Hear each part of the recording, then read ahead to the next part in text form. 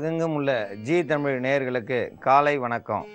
குழந்தைங்க நிறைய குழந்தைங்க பேச முடியாமல் அவதிப்படுதுங்க. குழந்தைகளுக்கு கொஞ்ச நாள் போனதும் அந்த பேச முடியாத தன்மை அதிகரித்து திக்கு வாயாக மாறுது. எப்போ பேசும்போதும் அது வேகமாக பேச முடியாமல் திக்கி திக்கி பேசுகிறதால திக்குவாய் குழந்தைகள். இந்த திக்குவாய் குழந்தைகளுக்கான மருத்துவம் இது யாருமே சொல்லித்தர மாட்டாங்க. ஏன்னா அந்த குழந்தை சொல்லி கொடுத்தாலும் இவங்க போய் வீட்டில் செய்கிறதும் கிடையாது. மருத்துவமனைக்கு போய் வேறொரு மருத்துவத்தை செஞ்சு அது சரியாயிடும்னு பார்ப்பாங்க. அது எந்த முறையிலையும் சரியாகாது. இதுக்கு காரணம் வேறு. ஏன்னு கேட்டால், கல்யாணம் முடிச்சதும் யாருமே இப்போது 3 வருடம் வரைக்கும் காத்திருக்கிறது கிடையாது. கல்யாணம் முடிச்சதுமே முதலிரவு இந்த மாதிரி முறையில் தான் போகிறாங்க. ஆனால் அது ஒரு பெரிய தவறானது. இந்த முறையை ஏன் தவறுன்னு சொல்கிறாங்கன்னா, அந்த நாளில் எல்லாரும் நாள் குறிச்சிருப்பாங்க. அந்த முதலிரவுக்கு ஏன் குறிச்சாங்கன்னா, ஒருத்தருக்கு ஒருத்தர் விருப்பம் வரணும். ஒருத்தர் விட்டு ஒருத்தர் மனம் விட்டு பேசணும். மனம் விட்டு பேசாமல் பிறக்கிற குழந்தைங்களுக்கு கண்டிப்பாக திக்குவாய் வரும். கணவனிடைய பேச பயமாக இருக்கிற பெண்ணுக்கும் பயமாக இருக்கிற ஆணுக்கும் அந்த குழந்தை பிறக்கும்போது திக்குவாயோடு தான் பிறக்கும். அது யாராலையும் மாற்ற முடியாது. அந்த பயம் போக்குறதுக்கு தான் இவங்க கண்டிப்பாக 3 வருஷம் நீங்கள் தள்ளி இருந்து குழந்தை பெற்றுக்கிட்டா குழந்தை அழகாகவும் ஆரோக்கியமாகவும் இருக்கும். ஏன்னா ஒருத்தருக்கு ஒருத்தர் புரிஞ்சு கொள்ளும் மனப்பக்குவமும் அந்த 3 வருடத்தில் ஏற்படும். இந்த முறையை அரசே சொல்லியிருக்குது. அதனால தான் 20 வயசு 21 வயசுக்கு மேலே திருமணம் பண்ண சொல்கிறாங்க. அந்த 21 வயசுக்கு மேலே திருமணம் பண்ணும்போது மன வலிமையும் உடல் வலிமையும் ஒருத்தருக்கு ஒருத்தர் விட்டு கொடுக்கும் மனப்பான்மையும் இருக்கும். தைரியமாக பேசுகிற தன்மையும் இருக்கும். பேசவே முடியாத சிறு பிள்ளைகளை கல்யாணம் முடித்து வச்சு என்ன பேசுறதுன்னு தெரியாதவங்களுக்கு கல்யாணம் முடித்து வச்சு அவங்களுக்கு பிறக்கிற குழந்தைகள் தான் கண்டிப்பாக திக்குவாயாக இருக்கும். இந்த திக்குவாய் ஒரு நோய் இல்லை, அது பயத்தால் ஏற்படுற ஒரு பதட்டம். அந்த பதட்டத்தால் பிறக்கிற குழந்தைகளுக்கு கருவுற்ற குழந்தைங்க கண்டிப்பாக அது திக்குவாயாக பிறக்கும். அந்த திக்குவாய் மட்டும் இல்லை, மாறுகண்ணு சில குழந்தைகளுக்கு வருதுன்னா, நீங்கள் நினச்சிருக்கிறது ஒரு இடம், செயல் ஒரு இடம், இந்த மாதிரி இருக்குந்தா அந்த குழந்தைகள் மாறுகண்ணோட பிறக்கும். இதெல்லாம் மாற்ற முடியாது. அதனால தான் கண்டிப்பாக 3 வருடம் மனசு புரிஞ்சு அதுக்கப்புறம் குடும்ப வாழ்க்கையில் இருக்கிறவங்களுக்கு இந்த மாதிரியான குறைகள் வராது. குழந்தைகள் ஆரோக்கியமாக பிறக்கணும்னா இந்த முறையை பின்பற்றணும். ஒரே சொந்தத்தில் கல்யாணம் முடிக்கக்கூடாதுன்றாங்க. எந்த சொந்தமாக இருந்தாலும் கண்டிப்பாக புரிஞ்சு நடந்தால், ஒருத்தருக்கு ஒருத்தர் புரிஞ்சு இருக்கிறவங்க கல்யாணம் 10 தலைமுறையாக முடித்தவங்களும் இருக்காங்க நம்ம தமிழகத்தில். முன்னோர்கள் அவங்களுக்கெல்லாம் எந்த குறைபாடும் இல்லை. இப்போது இருக்கிற நிலையில் ஒரே சொந்தத்தில் கல்யாணம் முடிக்க முடியாது. ஏன்னா பொண்ணே கிடைக்காத பட்சத்தில் இருக்குது. 40 பெண்களும் 60 ஆண்களும் இருக்காங்க. அப்போ 20 பெண்கள் இல்லாமல் இருக்கிறாங்க. இந்த சூழ்நிலையில் எல்லா இடத்துலையும் எல்லா இனத்துலேயும் கல்யாணம் முடிக்கிறாங்க. அதனால் அவங்களுக்கும் இன்றைக்கி திக்குவாய் இருக்குது. ஏன்னா புரிஞ்சிக்கிறாத தன்மை, விட்டு கொடுக்குற மனப்பான்மை, இந்த தன்மையில் இருக்கிறவங்க கல்யாணம் முடித்த குழந்தைகளுக்கு, கருவுற்ற குழந்தைகளுக்கு கண்டிப்பாக திக்குவாய் வராது. இந்த திக்குவாய் ஒரு நோயே இல்லை. இந்த திக்குவாய் வராமல் இருக்க குழந்தைகளுக்கு வசம்பு, இந்த வசம்பை தண்ணியில் ஊற வச்சு பொடி பொடியான அதை சிறு துண்டுகளாக நறுக்கி அதில் ஊசி நூல் கோர்த்து கையில் காப்பு மாதிரி கட்டி விடுவாங்க. ஏன்னா குழந்தைக்கு திக்குவாய் வந்துடக்கூடாதுன்னு சொல்லி இந்த கையில் கட்டி விடுவாங்க. அதை குழந்தை தவக்கும் போதும் வாயில் வச்சு கையை கடிக்கும் போதும் இந்த வசம்பு வாசம் பட்டாலே குரலில் உள்ள வளம் கூடிரும். நாக்கில் வெள்ளை மாசு இருக்கும் குழந்தைகளுக்கு. அந்த வெள்ளை மாசு இருந்தால் பேச்சுத்தன்மை குறைவாக இருக்கும். அந்த வெள்ளை மாசு இந்த வசம்பனுடைய வாசம் பட்டாலே அது உரித்து நல்லபடியாக கழுவி வயிற்றில் மோஷன் வழியாக, அது மலச்சிக்கல் வழியாக வெளியாகி மலத்தின் வழியாக வெளியாகும். குடலில் உள்ள அழுக்குகளையும் வெளியேற்றக்கூடியது இந்த வசம்பு. இந்த வசம்பை அதிக அளவு சாப்பிட்டாலும் தவறு. அதனால் வசம்பை வாசத்தோடு வச்சு நம்ம மோந்து பார்த்தாலே குரல் வளம் கூடும். திக்குவாய் போகணும்னா இந்த வசம்பு ஒரு அரிய மருந்து. இந்த வசம்பு கூட சேர்த்து வில்வம்னா சிவனுக்கு உகந்த இலை. சிவன் நமக்கு வரம் கொடுத்தா மாதிரி, சிவன் வரம் கொடுக்காம எந்த ஒரு காரியமும் நடக்காது. அதனால தான் மருந்து சாப்பிட முன்பு சிவனுக்கு பாலாபிஷேகம் செஞ்சுட்டு எந்த ஒரு மருந்தை எடுத்துக்கிட்டாலும் அந்த மருந்து 100 மடங்கு கண்டிப்பாக வேலை செய்யும். ஏன்னா சித்தர்களுக்கு தலைவனான சிவன் ஆசீர்வாதம் கிடைக்காம சித்த மருந்துகள் ஜெயிப்பது கிடையாது. சிவன் தான் இந்த மூலிகை மருத்துக்கு மூல காரணம். அவருக்கு கீழே வந்தவங்க தான் அகஸ்தியர், போகர், எல்லா சித்தர்களும். அதனால் நம்ம தலைவரான சிவனை கும்பிட்டு இந்த சிவனுக்கு உகந்த வில்வ இலையில் நம்ம அர்ச்சனை செய்ய செய்ய நம்மளுடைய பாவங்கள் கழியும், எல்லாமே கழியும். அதிக பாவம் பண்ணதால் தான் நம்ம குழந்தைக்கு திக்குவாயின்னு சொல்லி நம்ம பயப்படுவோம். அதெல்லாம் இல்லை. அந்த பாவத்தை கழிக்கவும் அந்த குரலை வர வைக்கவும் சிவனால் மட்டும்தான் முடியும். அதனால தான் இந்த சிவனுக்கு உகந்த வில்வ இலையை இதோட பயன்படுத்துகிறோம். அருகு விநாயகருக்கு உகந்தது. அருகு எல்லாத்தையும் அறுத்து கொண்டு போவதால் தான் இதுக்கு அருகு சாப்பிடுவேன். ஆணை பலன். ஒரு யானை பலம் வேணும்னா தினந்தோறும் ஒரு 5 கிராம் அளவுக்கு அருகு சாப்பிட்டு வந்தால் அவனுக்கு யானை பலம் இருக்கும். இது யாருக்குமே தெரியாது. ஏனென்றால் காலடியில் இருக்கும் அருகினுடைய அருமை தெரியாமல் இருப்பவர்கள் தான் தமிழ்நாட்டு மக்கள். ஏன்னா இது காலுக்கிலேயே கிடைக்குது. மலை உச்சியில் தான் இதை போய் தேடணும்னா அது ஏதோ ஒரு பெரிய அருமருந்துன்னு தேடணும். ஆனால் இந்த அருகு நமக்கு காலுக்கீழே எல்லா இடத்துலையும் இருக்குது. இந்த அருகினுடைய பயன் தெரியாமல் நிறையா பேர் இதை அலட்சியப்படுத்தி அருகை அழித்து விடணும்னு ஒரே இதில் பூச்சிக்கொல்லி மருந்தை ஊற்றி இந்த அருகை அழித்து கொண்டு வராங்க. இந்த அருகு நம்ம நாட்டில் சும்மா நீங்கள் பச்சையாக வாங்கினா விலைக்கு வாங்கினோம்னா மாட்டுக்கு போடுறாங்க. இதை காய வச்சு கொடுத்தா கிலோ 20 ரூபாய்க்கு கொடுக்குறாங்க. அந்த கிலோ 20 ரூபாய்க்கு வாங்கிட்டு போய் நமக்கு 1 கிலோ அந்த அருகம்புல் 2 லட்சம் ரூபாய்க்கு நமக்கே திரும்பி வருது மருந்தா. இது யாருக்குமே தெரியாது. 20 ரூபாய் எங்கே இருக்குது, 2 லட்சம் ரூபாய் எங்கே இருக்குது. ஆனால் இந்த அருகை நம்ம கோயில்களில் நம்ம அதிகமாக பார்க்கலாம். விநாயகர் கோயிலுக்கு அதிகமாக அருகம்புல் மாலை தான் போடுவாங்க.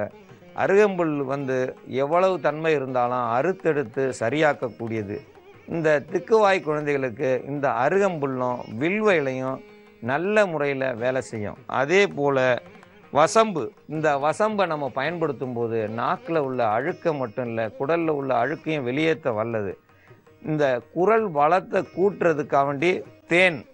இந்த தேன் இதோட சேர்ந்து நம்ம சாப்பிடும்போது அந்த குழந்தைகளுக்கு கொடுக்கும்பொழுது திக்குவாய் குரலான குழந்தைகள் சிறு வயசுலேயே இதை நம்ம கொடுத்தோம்னா குரல் வளமாகவும் கணீர் பேசக்கூடிய தன்மை இருக்கும். தொத்து விட்டு விட்டு பேசும் தன்மை இருக்காது. அதனால் தேனை அபிஷேகம் பண்ணுறாங்க. ஏன்னா தேன் சிவனுக்கோ எந்த ஒரு தெய்வத்துக்கு தேனாபிஷேகம் செய்கிறவங்க அவங்க ஒரு பெரிய பாடகராக தான் அவங்க குழந்தை பிறக்கணும் ஒரு ஐதீகம் இருக்குது. அதனால தான் கோயிலில் விக்கிரகங்களுக்கு தேனாபிஷேகம் செய்கிறாங்க. தேனாபிஷேகம் செஞ்சால் குரல் வளம் கூடும். அது சிவனுக்காக இருந்தாலும் சரி, விநாயகருக்காக இருந்தாலும் சரி, எந்த தெய்வத்துக்கும் தேனாபிஷேகம் செய்கிறது குரல் வளம் கூட்டுறதுக்கு தான் தேனாபிஷேகம் செய்கிறாங்க. உடலில் நோயை போக்கணும்னா கண்டிப்பாக பாலாபிஷேகம் செய்யணும். அது சிவனுக்கு செஞ்சால் அந்த நோயினுடைய தன்மை ஆக்கம் குறையும். அந்த தாக்கம் குறையும் போது அந்த நோயானது தானாக மறையும். இந்த வில்வ இலையினுடைய சாரம் அருகம்புலினுடைய சாரம் சேர்ந்து அதோடு சேர்ந்து வசம்பும் சேர்த்து நம்ம கலந்து தேன் கலந்து சாப்பிடும்போது எவ்வளவு குரல் லேசாக இருந்தாலோ குரல் சரியாக வராமல் இருந்தாலோ நாள்பட அந்த குழந்தைகளுக்கு குரல் வளம் கூடி திக்குவாய் மாறும். இந்த திக்குவாய்க்கான காரணத்தை ஏற்கனவே சொல்லியிருக்கேன். அந்த திக்குவாய்க்கான காரணம் தெரிஞ்சவங்க இனி கல்யாணம் முடிக்கிறவங்க கண்டிப்பாக மனது அறிந்து அதன் பின்பு குடும்பம் நடத்தணும்னு கேட்டுக்கிறேன். ஏன்னா அதனால் குழந்தைகள் தான் பாதிக்கப்படுது. குழந்தைகள் பாதிக்கப்படாமல் இருக்கணும்னா ஒருவருக்கொருவர் புரிந்து நல்ல அரசு சொல்லும் அளவில் அந்த வயதுக்கு வந்தவர்கள் மட்டும் திருமணம் முடிக்க வேண்டும். இந்த வயதுக்கு வராதவர்கள் திருமணம் முடித்தால் கண்டிப்பாக குழந்தைகள் குறை மாதத்தோடு பிறக்கும், உடல் ஊனத்தோடு பிறக்கும். இந்த உடல் ஊனத்தை போக்க நல்ல ஒரு திடகாத்தியமான மனசு தேவை. இந்த மனசு நல்ல முறையில் இருந்தால்தான் இந்த திக்குவாய் குழந்தைகள் வராது. இப்போது அந்த திக்குவாய்க்கான மருந்தை இப்போ தயாரிப்போம். ஏற்கனவே அருகம்புல்லையும் வில்வத்தையும் ஒரு ஜூஸாக நம்ம தண்ணியாக வச்சுருக்கோம். அதோடு சேர்ந்து வசம்பு ஒரு சிட்டிக்கு அளவுக்கு போதும். ஒரு சிட்டிக்கு அளவுக்கு வசம்பு போதுமானது. தேன் 2 ஸ்பூன் அளவுக்கு தேன் கலக்கணும். இதை கலந்து குழந்தைகளுக்கு ஒரு விரலில் எடுத்து நாக்கில் தடவி வந்தாலே போதும். இது ஒரு முறை வீட்டில் செஞ்சால் 10 குழந்தைகளுக்கு கொடுக்கலாம். அது நல்லா இருக்கிற குழந்தைக்கு கொடுத்தோம்னா நல்லா பேசும். சரியில்லாத குழந்தைக்கு கொடுத்தா அந்த குரல் வளம் கூடும். அதனால் யாருக்கு வேணாலும் இதை கொடுக்கலாம். ஆனால் வசம்பு கலந்ததால் ஒரு விரலில் எடுத்து நாக்கில் தடவி விட்டாலே போதும்.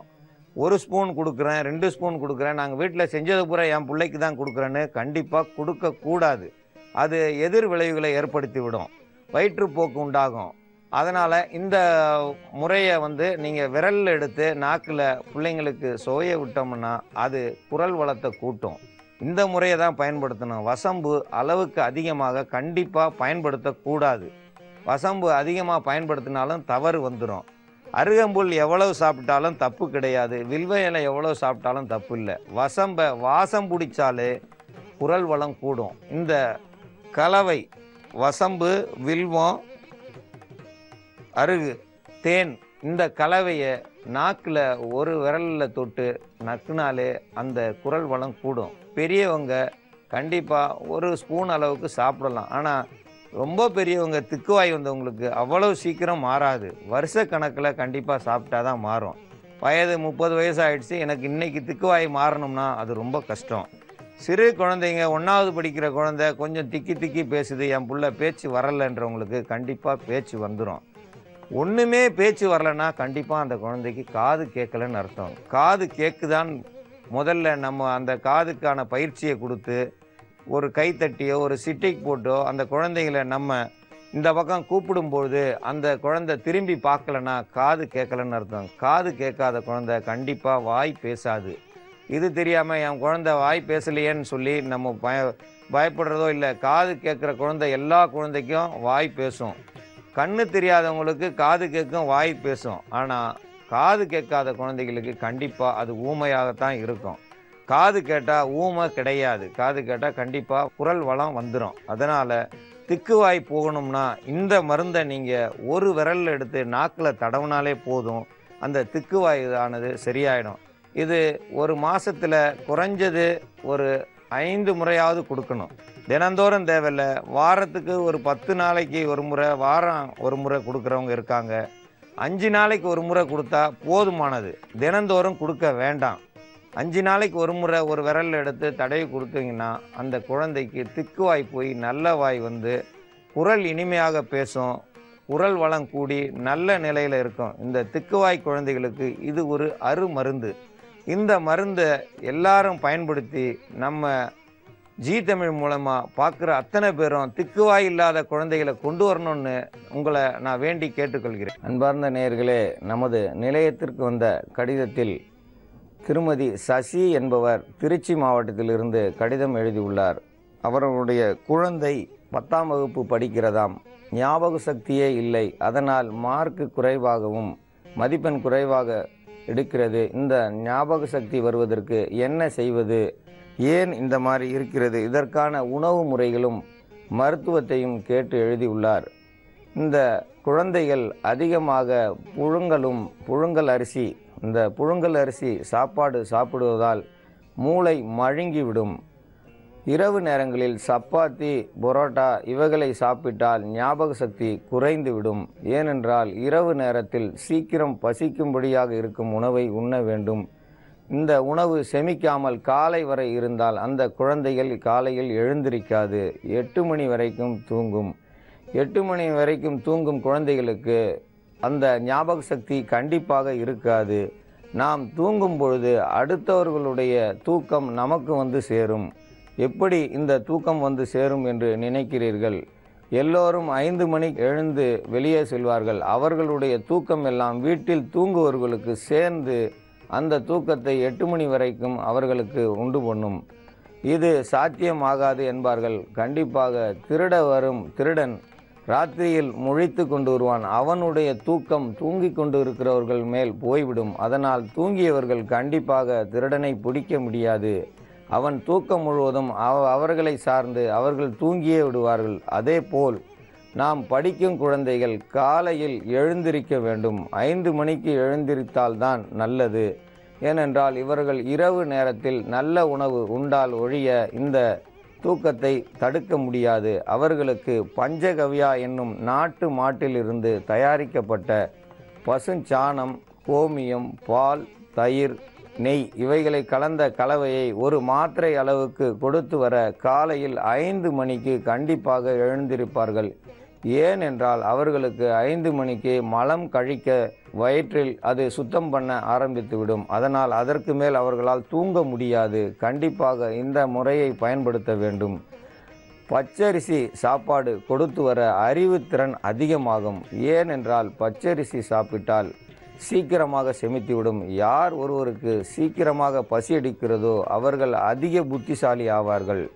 ஏனென்றால் பசிக்காத நாம் புழுங்கல் அரிசியும் சப்பாத்தியும் சாப்பிட்டால் கண்டிப்பாக 5 மணி நேரம் அல்லது 8 மணி நேரம் பசிக்காது. பசிக்காமல் இருந்தால் தூக்கம்தான் வரும்.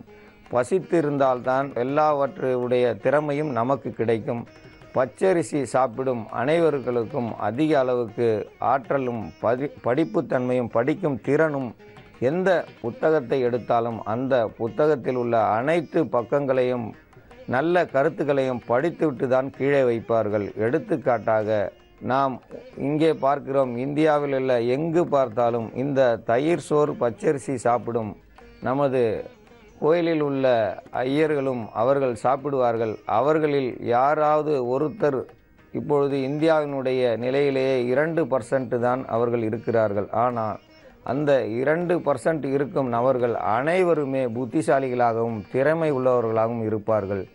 எல்லா வேலைகளிலும் அவர்கள் நிறைந்திருப்பார்கள். ஏனென்றால் அவர்கள் சாப்பிடும் உணவு பச்சரிசி. பச்சரிசியை சாப்பிட புத்தி கூர்மையாகும், ஞாபக சக்தி அதிகரிக்கும். நாம் பச்சரிசியை சாப்பிட்டால் நம் குழந்தை மயங்கி விழுந்துவிடும் என்று பச்சரிசியை கொடுப்பது கிடையாது. கண்டிப்பாக பச்சரிசி சாதம் சாப்பிட சீக்கிரமாக பசிக்கும். 1 மாதத்திற்கு கண்டிப்பாக காது சரியாக கேட்காதது போல் இருக்கும், கண் பார்வை மங்கும். ஆனால் 1 மாதம் கழித்து அந்த பச்சரிசி நம் உடலில் சேர்ந்த பின்பு பசியை தாங்கும் வல்லமையும், காது கேட்கும், கண் பார்வை நன்றாக இருக்கும். இந்த முறையை பயன்படுத்தும் பொழுது நாம் குழந்தைகள் அதிகாலையில் கண்டிப்பாக 5 மணிக்கே எழுந்திருச்சு படிக்க ஆரம்பிக்கும், ஞாபக சக்தி அதிகரிக்கும், கேட்கும் திறன் அதிகமாக இருக்கும். இந்த குழந்தைகளுக்கு பச்சரிசி உணவு கொடுக்க வேண்டும். அது மட்டும் அல்லாது மலச்சிக்கல் வராமல் குழந்தைகளுக்கு பார்க்க வேண்டும். ஏனென்றால் மலச்சிக்கல் இருந்தால் குழந்தைகள் கண்டிப்பாக எழுந்திருக்காது. மலச்சிக்கல் தீர இரவு நேரத்தில் பாலும் வாழைப்பழமும் கொடுத்து வர மலச்சிக்கல் தானாக தீரும். வாழைப்பழம் என்றால் பூம்பழம் அல்லது நாட்டுப்பழம் அல்லது மலைப்பழம் கொடுத்தால் போதும். பச்சை பழம் கண்டிப்பாக இரவு நேரத்தில் கொடுக்க வேண்டாம். அவை தூங்க வைப்பதை விட அவர்களை எழுப்ப முடியாது. அதிக அளவில் தூங்குவார்கள். சளி பிடித்துவிடும். சளி பிடித்தாலும் அக்குழந்தை இரவு நேரத்தில் தூங்காமல் பகல் நேரத்தில் தூங்கும். சளி பிடிக்க விடாமல் குழந்தைகளை பார்த்து கொள்ள வேண்டும். இந்த முறையை கையாள வேண்டும். இந்த குழந்தை ஞாபக சக்தி குறைவினால் அவதிப்படும் அந்த தாய்மார்கள், ஏனென்றால் எல்லா குழந்தைகளும் தேர்ச்சி பெறும்பொழுதே நம் குழந்தை குறைந்த மதிப்பெண் எடுத்து விடுமோ என்று பயத்தினால் இவர்கள் எழுதியுள்ளார்கள். இதுபோல் உள்ள படிக்கும் சிறு குழந்தைகள் இந்த முறையை கையாள வேண்டும். பச்சரிசியை இன்றே சாப்பிட்டால் நாளைக்கு எல்லாம் சரியாகிவிடும் என்று தவறாக எண்ணக்கூடாது. இது வழக்கத்தில் கொண்டு வர வேண்டும். நாம் இது சாப்பிடும்போது பசிகள் அதிகமாக இருக்கும். பசி அதிகமாவதால் கண்டிப்பாக 1 கிலோமீட்டர் நடந்தாலே போதும், அந்த நம்ம சாப்பிட்ட உணவு செமித்துவிடும். செமித்ததினால் நமக்கு கண் பார்வை மங்கும், காது கேட்கும் திறமை குறையும். அது தவறாகாது. 1 வாரம்தான் அப்படி இருக்கும். நாம் இதில் மோர் சேர்த்து அல்லது நெய் சேர்த்து சாப்பிட்டு வர அது எல்லாம் சரியாகி பழைய நிலைக்கு வந்து அதிக புத்தி கூர்மையுடன் இருப்பார்கள். இந்த முறையை எல்லோரும் பயன்படுத்த வேண்டும். எல்லாரும் நல்ல திறமையாக வர இந்த பச்சரிசி சாதம்தான் நல்ல பழக்கத்தை உண்டு பண்ணும். நாம் இங்கு சப்பாத்தி, புரோட்டா இவைகளை கண்டிப்பாக கொடுக்க வேண்டாம். அவர்களுக்கு புத்தி மழுங்கி படிக்கும் திறன் குறையும். புத்தி மழுங்கும் என்றால் பசி இல்லாதவர்களுக்கு யோசிக்கும் திறமை குறைந்துவிடும். ஒருவனுக்கு 2 வேளை சோறு போடாமல் வைத்து பாருங்கள், அவன் எத்தனை கண்டுபிடிப்பான் என்று அவனுக்குத்தான் தெரியும். பசி எடுத்தால் பத்தும் பறந்திடும். பசித்தவன் எதையும் ஆராய ஆரம்பிப்பான். அடுத்த வேளைக்கு உணவு இல்லாமல் இருப்பவனுக்கு அதிகமாக மூளை வேலை செய்யும். 3 வேளைக்கு 5 வேளை சாப்பிடும் குழந்தைகள் கண்டிப்பாக ஞாபக சக்தி இருக்காது. நீங்கள் சிற்றுண்டியாக மத்தியான உணவுக்கு அடுத்தபடியாக 3 மணிக்கு சிறு பொருள்களை சாப்பிட கொடுக்கிறீர்கள். இந்த உணவுப் பொருட்கள் சாப்பிடுவதால் கண்டிப்பாக மந்தமாகிவிடும். பசிக்க பசிக்க அறிவு கூர்மையாகி கொண்டே இருக்கும். அதனால்தான் பசித்திருக்க வேண்டும் என்று சொல்கிறார்கள். பசித்தவர்களுக்கு எப்பொழுதும் புத்தி கூர்மை அதிகமாக இருக்கும். புத்தி கூர்மை அதிகமாக வேண்டுமென்றால் கண்டிப்பாக இரவு நேரத்தில் நல்ல பழங்களை சாப்பிட வேண்டும். கீரை வகைகளை அதிகம் சாப்பிட்டால் மலச்சிக்கல் இருக்காது. மலச்சிக்கல் இல்லாமல் இருந்தாலே அந்த குழந்தைகள் காலையில் விடியற்காலையில் எழுந்து படிக்க ஆரம்பித்துவிடும். இந்த மருத்துவ முறையை எடுத்துக்கொள்வதை விட நம்ம உடல் ரீதியாகவும் மன ரீதியாகவும் உணவு பழக்கத்தை கொண்டு வர அந்த குழந்தைகள் நன்றாக படிக்கும். இந்த முறையை எல்லாரும் கையாள வேண்டும் என்று கேட்டுக்கொள்கிறேன்.